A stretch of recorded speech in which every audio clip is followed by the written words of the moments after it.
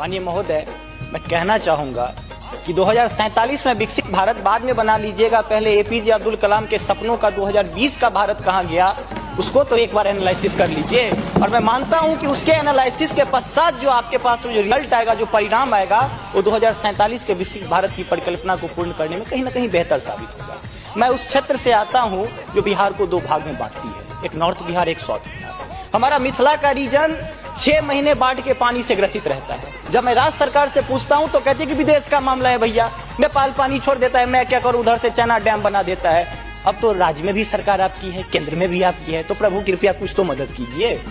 दूसरी बात, कोसी का संसद में कह दिया गया कि ड्रेस कोड ये होना चाहिए। अरे मैं बाढ़ के उस इलाके से आता हूं जहां आधा धोती पहन के संसद तक आना पड़ता है, न सड़क है न कुछ है, तो कैसे आऊंगा। उसी क्षेत्र का एक नंगा बच्चा हमसे कहता है कि साहब मैं बाढ़ से ग्रसित हूँ, और दक्षिण बिहार का एक बच्चा कहता है कि मैं सुखाड़ से ग्रसित हूँ, मेरे पास पीने के लिए पानी नहीं है। बीच वाला एरिया कहता है मैं नरसंहार से परेशान हूँ। तो बिहार की एक परिभाषा बनती है कि उत्तर में बाढ़ है, दक्षिण में सुखाड़ है, बाकी जो बचा नरसंहार है, यही बिहार है। अब मैं कहाँ जाऊँ। तीसरी बात मैं आता हूँ कि आपने तो राम जी को अयोध्या में लाकर स्थापित कर दिया, जरा उनके ससुराल मिथिला पर भी ध्यान दीजिए। माँ सीता कब कब अग्नि परीक्षा देगी, उनके पुत्र हम कब कब अग्नि परीक्षा देते रहेंगे, हम पर भी तो थोड़ा ध्यान दीजिए प्रभु।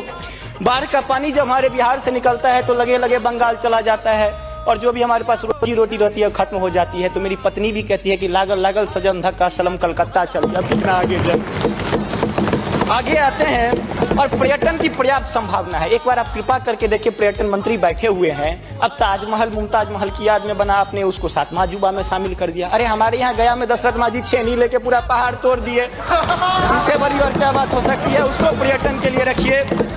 और ये जो भूखमरी, बेरोजगारी, अशिक्षित राज्य की जो हम पर वो जो पीठ पर धो रहे हैं, वो हमको इसी तरह की कविता याद दिलाती है कि तू सिंह मारती गैसी, मैं कोने में दुबका बैल प्रिय, मैं पीपल सा सीधा साधा, तू मुझ पे लटकी चुड़ैल प्रिय।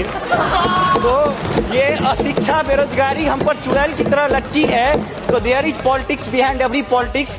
स्नातकोत्तर राजनीति विज्ञान में पढ़ाई होती है, उसको छोड़ के जरा राज्य और केंद्र में अब सामंजस्य स्थापित करके कीजिएगा प्रभु। बहुत बहुत धन्यवाद।